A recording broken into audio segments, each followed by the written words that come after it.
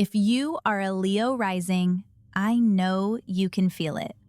The life you are currently living is starting to feel too small for the person you are becoming. In 2026, you finally outgrow that old story.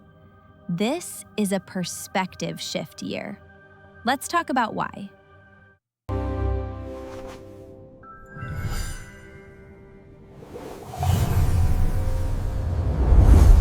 This is the 2026 full year forecast for Leo rising. In Astro Fusion Lab, we read from the rising sign perspective because it shows how astrology lands in real life through relationships, work, money decisions, and the internal response to all of it. And make sure you stick around until the end. I'm going to share a specific timing technique that will tell you exactly which part of this forecast matters most for your specific age. This is a collective forecast. Also, exact times can vary a bit by location and time zone, so use the dates as anchors. For Leo rising, 2026 is a perspective shift year, a year where your worldview expands, your direction clarifies, and the path forward starts to look different than it used to. You may feel pulled toward new study, new experiences, new teachers, or a bigger mission.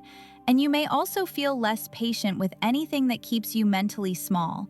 Old beliefs, outdated goals, or people who don't want you to grow. This isn't necessarily a loud year, but it is a meaningful one. It's about aligning your choices with what you actually believe and building a future that matches your real standards. Another major bonus for 2026, Mars never goes retrograde this year. Unlike other years where energy stalls out, 2026 offers rare, uninterrupted momentum for your ambitions. As a Leo rising, your chart ruler is the sun, so the sun sets the tone for how you move through 2026, your vitality, your confidence, your visibility, and the kind of life you're trying to build. In traditional astrology, the sun is also linked to leadership and direction. It's not just about being seen, it's about having a clear center. So for Leo rising, a big part of 2026 is asking, what are you leading with? What do you stand for? And what do you want your life to revolve around? And this year, there are a few specific sun moments that act like turning points. On March 25th, the sun conjoins Saturn in Aries. This is a reality check kind of transit. It can feel like pressure or responsibility, but it's also one of the best signatures for committing to something meaningful. It's the moment where you stop talking about the long-term vision and you start building it. Then, on May 22nd, the sun conjoins Uranus in Gemini. This one is electric. It can bring sudden insight, new opportunities through people, or a shift in how you see your future. It's great for making bold updates, especially around community, goals, and the direction you're moving toward. On July 29th, the sun conjoins Jupiter, and for Leo rising, this is a big moment because the sun lights up Jupiter in your sign. This can feel like a confidence boost, a visibility window, or simply a time where you remember who you are again. It's supportive for momentum. Just keep it grounded so it doesn't turn into overextension. And then, on October 23rd, the sun conjoins Venus in Scorpio, right in the middle of Venus retrograde season. So, this is a moment where love, values, and emotional truth are illuminated. Something becomes clearer, either about a relationship, a desire, or what you actually need in order to feel secure. If you use the sun well in 2026, the theme is simple. Lead with what's real, not what gets applause. The headline transit for Leo rising in 2026 is Saturn and Neptune moving into Aries and activating your 9th house, the place of beliefs, education, travel, publishing, and the bigger story you live inside of. Here are the key timing anchors. Neptune enters Aries on January 26th at 0 degrees Aries. Saturn enters Aries on February 13th, and then they meet. Saturn conjunct Neptune on February 20th at 0 degrees 45 minutes Aries. For Leo rising, this is a major worldview reset. Neptune in the 9th can dissolve an old belief system. It can make you question a path you once felt sure about, or pull you toward a more spiritual or intuitive understanding of life. Saturn in the 9th asks you to define what you actually believe, Commit to a direction and make it real through study, discipline, and lived experience. So early 2026 can feel like the gap between the old story and the new one. You might feel pulled to learn something, teach something, travel, publish, or take your life in a more meaningful direction. But first, you have to let go of what's outdated. And a dignity note that matters. Saturn is in fall in Aries, so the Saturn part can feel irritating at first. Aries wants quick certainty. Saturn demands patience. So instead of instant answers, this transit rewards you when you slow down, do the work, and build a belief system you can actually stand on. If you've been asking, what am I meant to do? Or what am I moving toward? Late January through February is one of your clearest initiation windows. It sets the tone for the new philosophy, the new path, and the new standards you're choosing to live by. Now here's the second major shift of 2026 for Leo rising, and it's social, in a real, life-changing way. On April 25th, Uranus leaves Taurus and enters Gemini. For Leo rising, that activates your 11th house, traditionally called good spirit, the place of friends, allies, communities, patrons, and long-term goals. It's also where Jupiter rejoices, which is a reminder that support and opportunity often come through the right people. Uranus in the 11th can shake up your networks. You might change friend groups, outgrow certain spaces, or suddenly find yourself pulled toward a new community that fits who you're becoming.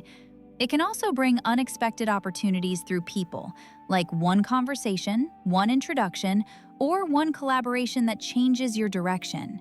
This is also a future transit. The 11th house is where we build the long-term vision.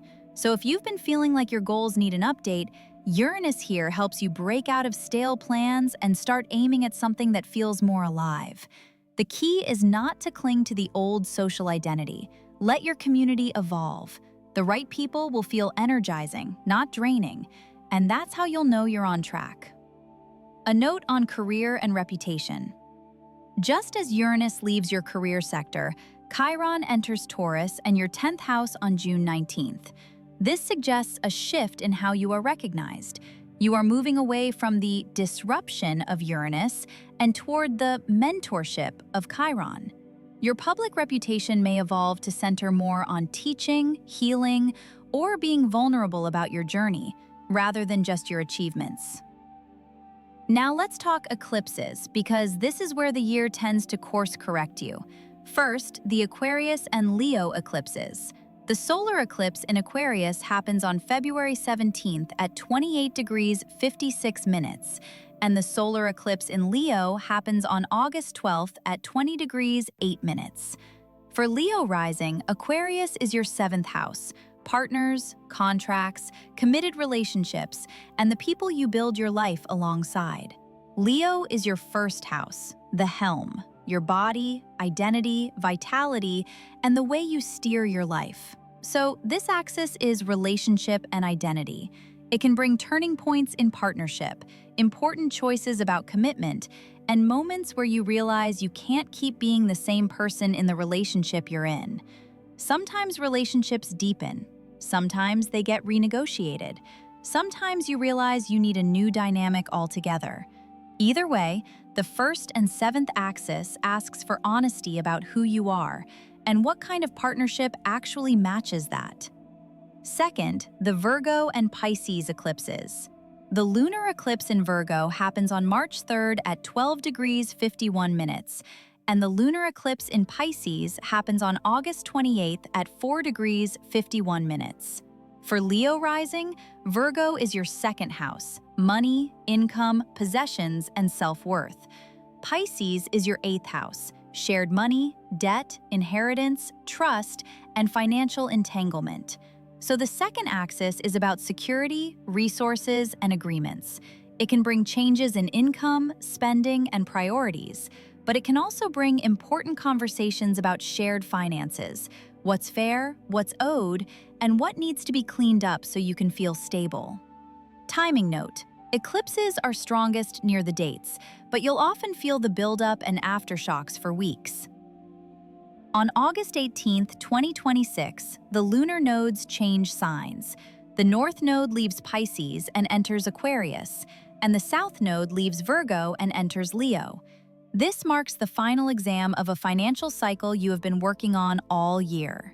Before the shift, the South Node in your second house, Virgo, demands a concrete streamlining of your assets, asking you to prune away outdated income streams or frivolous expenses. This physical purification supports a deeper psychological shift. By releasing the anxiety of scarcity mode, you create the necessary space for resources that truly align with your new authority. Once that transition is complete, for Leo rising, the new axis lands across your 7th and 1st houses, reinforcing the relationship and identity storyline for the rest of the year. With the North Node in Aquarius, growth pulls you toward partnership, learning how to collaborate, choosing aligned people, and building relationships that are future-focused instead of ego-driven. And with the South Node in Leo in your 1st house, there's a release happening around old identity patterns, especially anything that's more about needing to be seen a certain way than actually living in your truth. This doesn't mean lose yourself. It means refine yourself. It means dropping the performance version of identity so you can build relationships that actually meet the real you. If you've been asking, what should I focus on? After mid-August, it gets clearer. Choose the partnerships that support your growth and let old versions of you fall away. Pluto continues moving through Aquarius, and for Leo rising, that's your 7th house. Partners, contracts, committed relationships, and the dynamics you build with other people. This is a long transit, so it's not a one-year story. But in 2026, you can feel what it's doing. It's changing how you do partnership, and it's making relationship patterns more honest. Pluto in the 7th can bring deeper relationships, but it can also expose power dynamics, where things are imbalanced, where control is present, where someone is avoiding the truth, or where you've been compromising too much to keep peace. The point isn't to fear intensity. The point is to get clear. When the relationship is real, Pluto deepens it.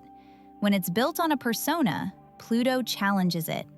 So, this is a year to ask, are we building something that evolves us, or are we repeating something that drains us? Jupiter is a supporting co-star in 2026, and for Leo rising, it's very personal, because Jupiter enters your sign this year. A key timing anchor is June 30th, when Jupiter enters Leo.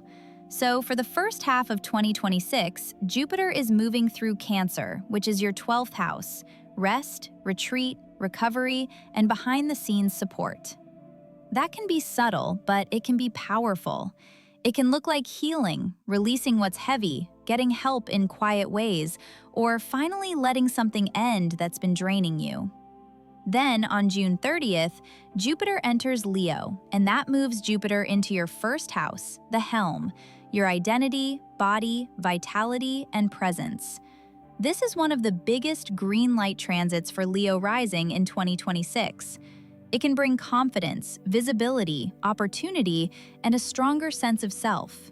It's supportive for rebranding, launching, traveling, taking up space, and saying yes to growth. However, there is one sharp moment to watch for.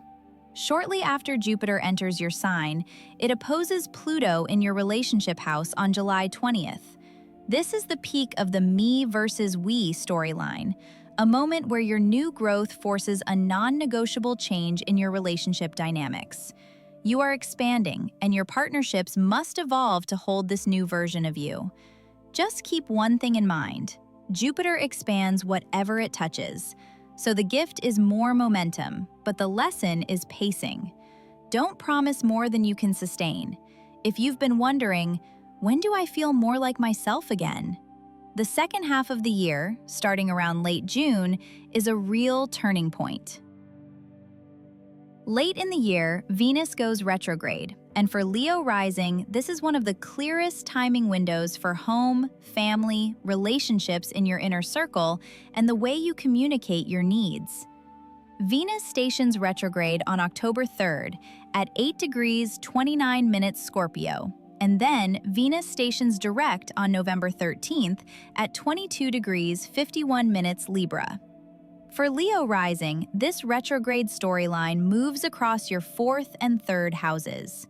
Scorpio is your 4th house, home, family, roots, and emotional foundation. Libra is your 3rd house, traditionally called the goddess, where the moon has its joy, your daily life, conversations, learning, and the environment around you. A dignity note that matters. Venus in Scorpio is traditionally in detriment, so during the retrograde phase, home and family topics can feel intense. Old patterns can resurface, emotional truths can get louder, and you may realize you've been accommodating something that isn't actually working.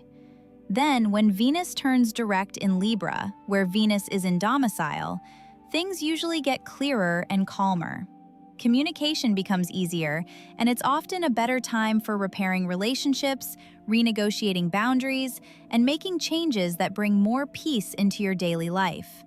So, for Leo rising, this isn't just about love in the romantic sense. It's about emotional security, the home base you're building, and how honestly you're speaking about what you need. Before we close, I want to add one timing technique from traditional astrology that makes the year feel much more personal: annual profections. Each year of life activates a house. That house becomes the main topic of the year, and its ruler becomes your Time Lord, the planet that helps tell the story of how the year unfolds. Perfections are counted from your birthday to your next birthday, so your 2026 perfection year starts on your birthday, not January 1st. For Leo rising, here's the perfection map. Find your age. How to use this. If your perfection house lines up with the loud themes in the forecast, especially the 1st, 7th, 9th, and 11th, those topics tend to feel more personal, and timing tends to show up more clearly. To pull it all together, 2026 is a year where your relationships, your identity, and your future direction all evolve at the same time. Late January through February sets the tone as Saturn and Neptune enter Aries and activate your 9th house, reshaping beliefs, vision, and the path you're moving toward. Late April brings Uranus into your 11th, updating your friendships, networks, and long-term goals, and opening doors through the right people.